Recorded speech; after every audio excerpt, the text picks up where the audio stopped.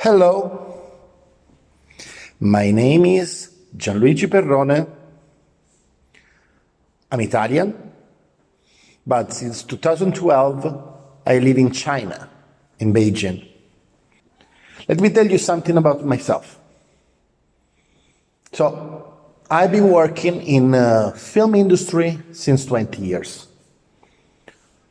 My studies has been in neuroscience, but later on, my career went in the direction of my hobby.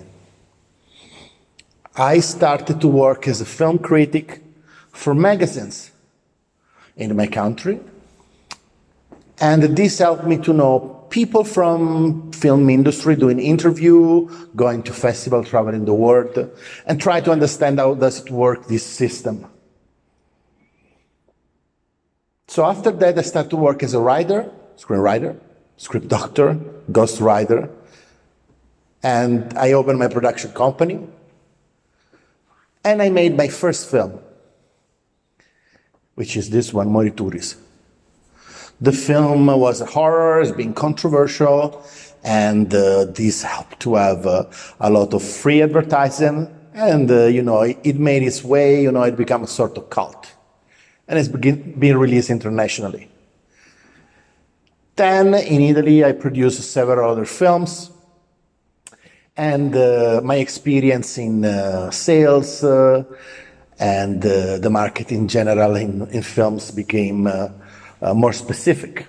After that, I moved to China in 2012, and I bring there the experience that I did in the West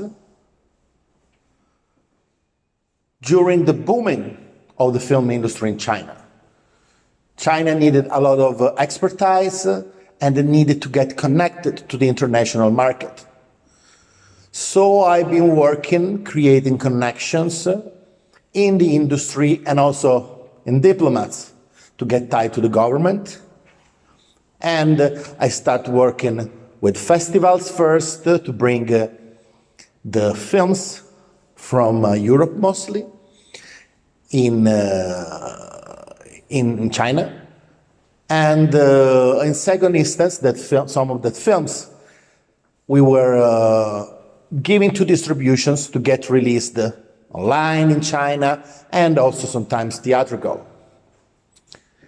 After that, I started to work with Chinese films, Chinese production as executive producer for making them possible to get released abroad. And then with co-production, big Chinese production that want to make their films or part of their film abroad, in Europe mostly. And know how does it work with the co-production, tax rebate, and all the incentives that needed to make two different countries work together. After some years, actually 5 years ago, a producer friend of mine told me if I wanted to make a VR film. I didn't really know anything about that, but I answered that if they let me do whatever I wanted, I was in. So actually, you have to know that in China, it's not easy to make whatever you want. So, well, that was a good perspective. The first idea was to do what I've been doing in China in film industry, the same with VR, to create a bridge to a new industry. So I started to explore the medium. I saw that there was some relationship with film industry, but it was not the same thing. And my study led me to find new experiences. So the thing that I was amazed came from doing the experience of flying. I suffer vertigo, and I realized that even if I knew that my feet were on the ground, wearing a headset, I was feeling vertigo as well. So I realized that virtual reality had a strong power in mind control. It was able to trick the mind of the people the way that other medium couldn't. So because of my background in neuroscience, I realized that this was something that has to do with the mirror neurons.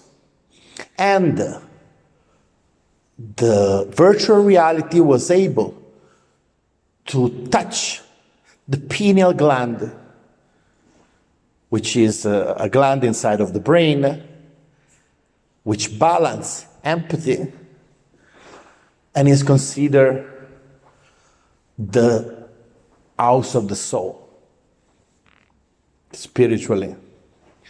So this led me in several directions. One of the directions was that, well, I'm really interested in spiritualism and esotericism, and I decided to catch this argument and put into the content that I wanted to create. Because virtual reality, with this power of empathy, was able to amplify that kind of content. At the same time, I needed to create a language, a grammar. And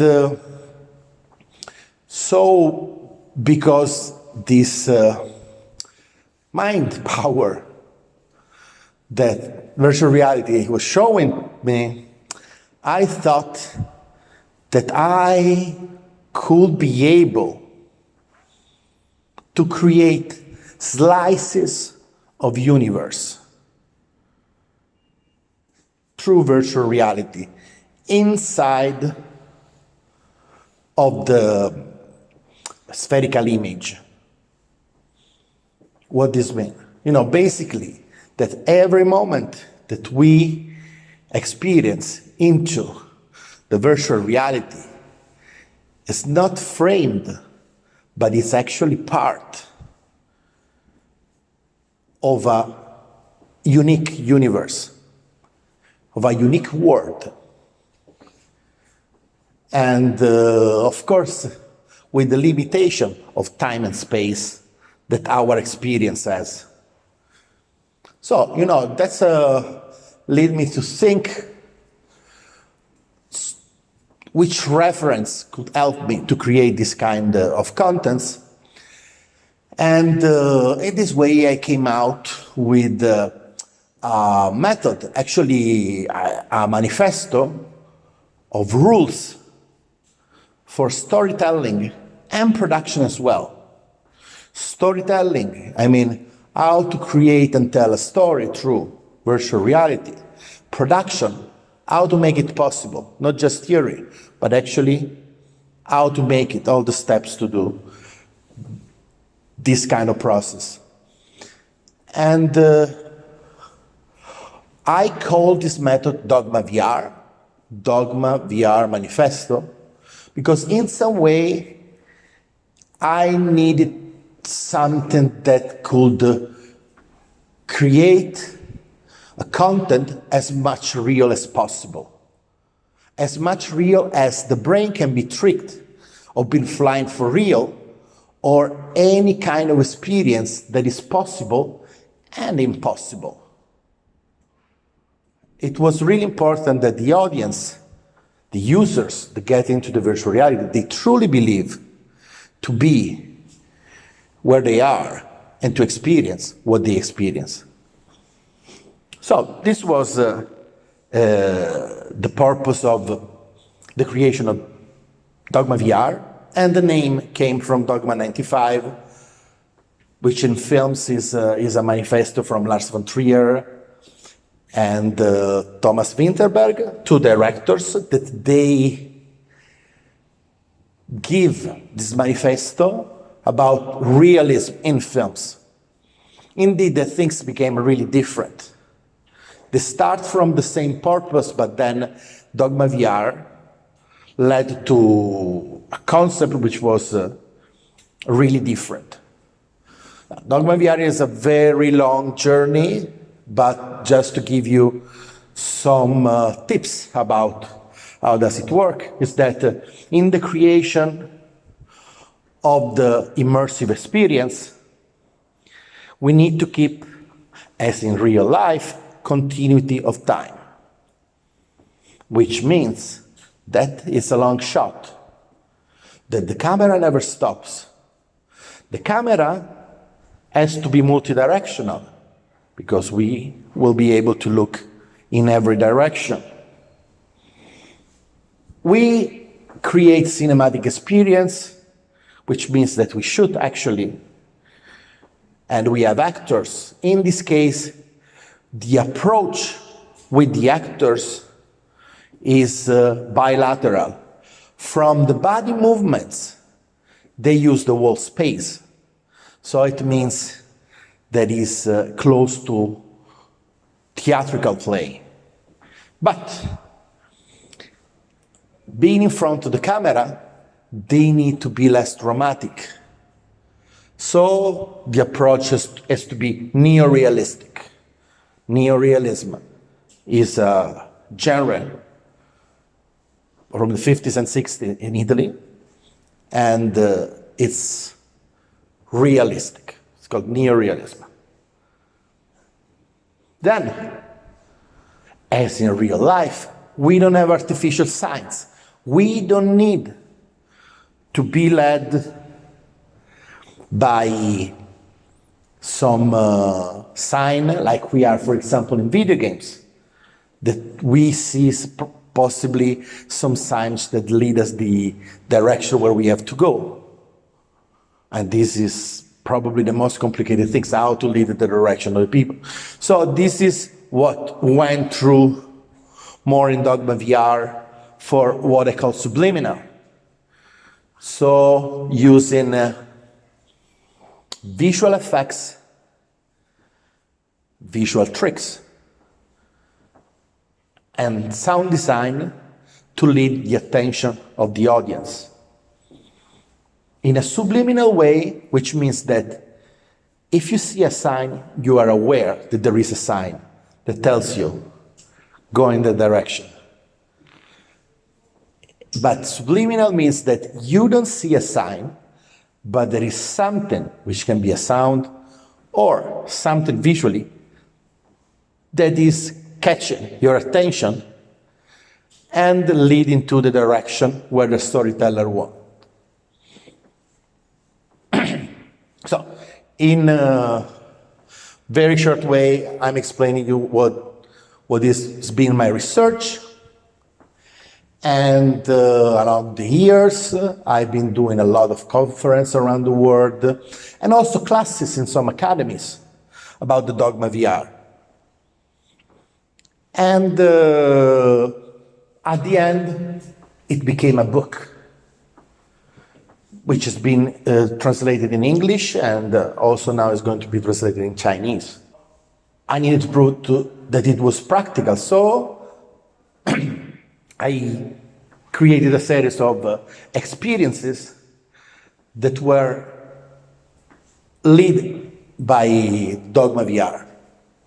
So, as I told you, was my interest to do something more spiritual. So I decided at the beginning to start with a real ritual.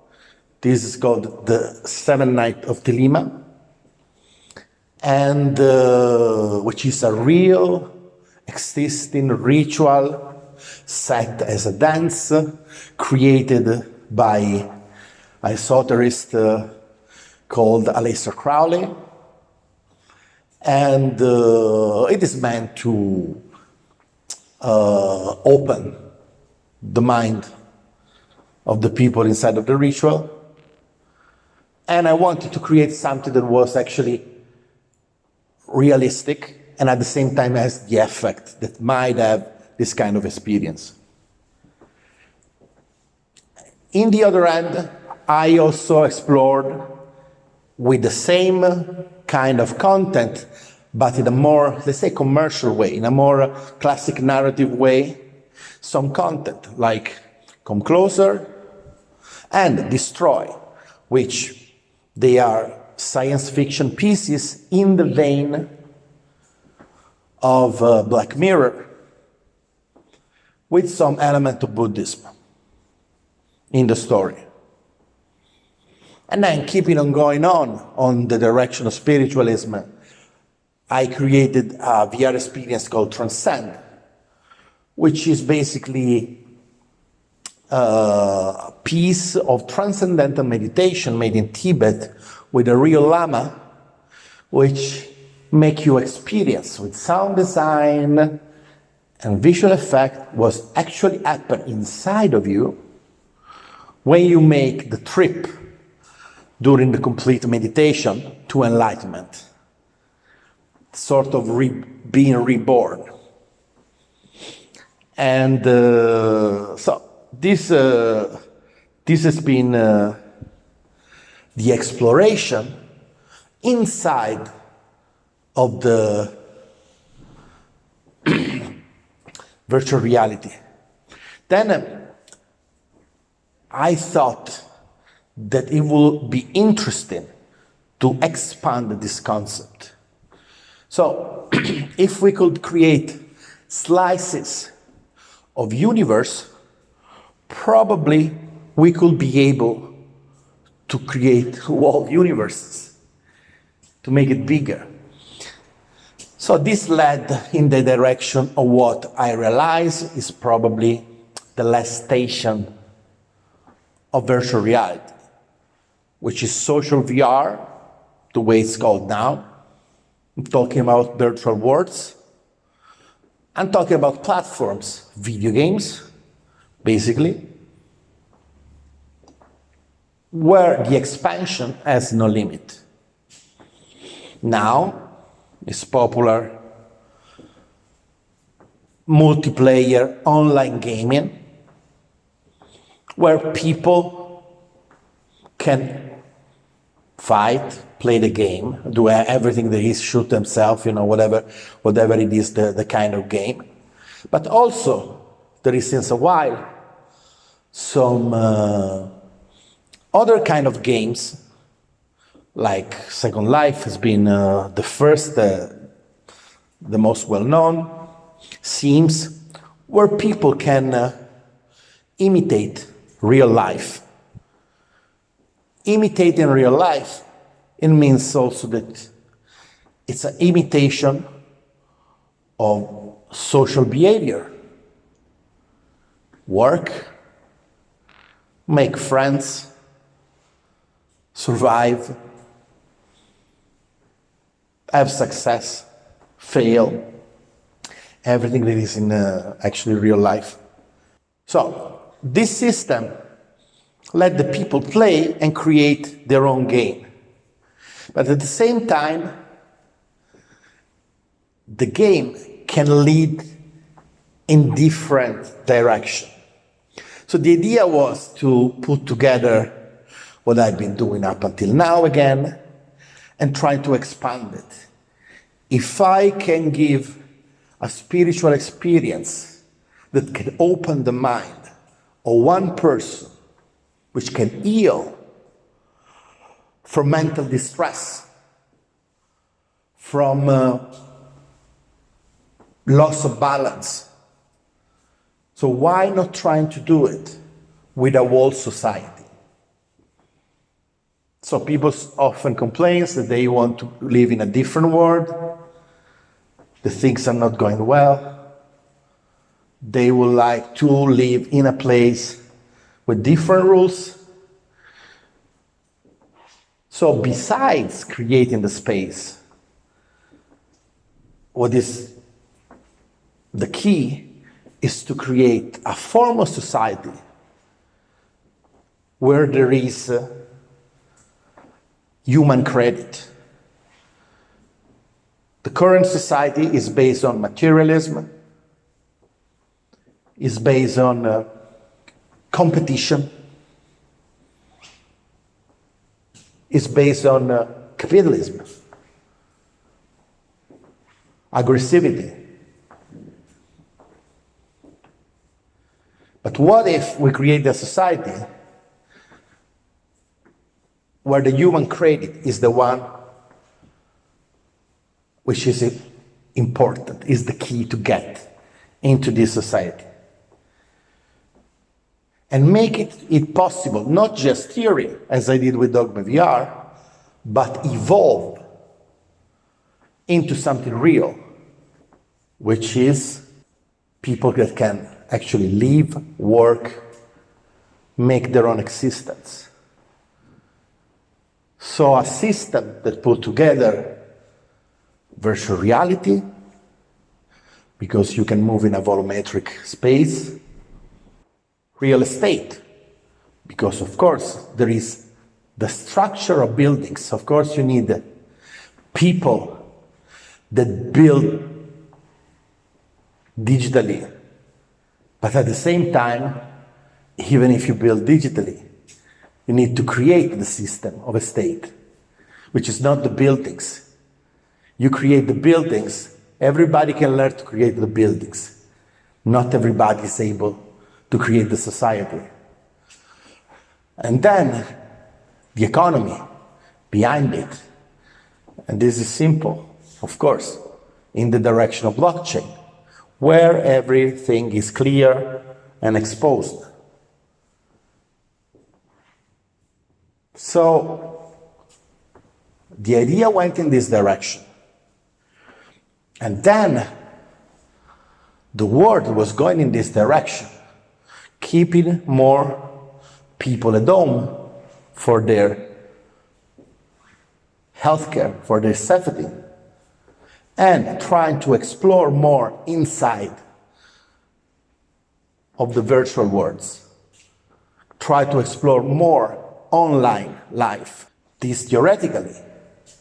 But then, once the pandemic came, I went my exploration in two directions. One, started to, with other people, explore, putting some milestone of what this society I'm talking about, which is the Dogma VR Factory, basically a gallery with the inspiration to be a cultural center where there is artists that they can show in the respect of art their artworks, painting or whatever. Then I did a feature film called Spillover, set in 3 continents, which was analyzing the consequences on the mind of the people of the pandemic. But the two things led me to try to attract more and more people with the intention to evolve themselves and not to get involved, but to evolve themselves into this new technology and into a society that looks digital but can lead to a real dream of paradise. Thank you very much for your attention.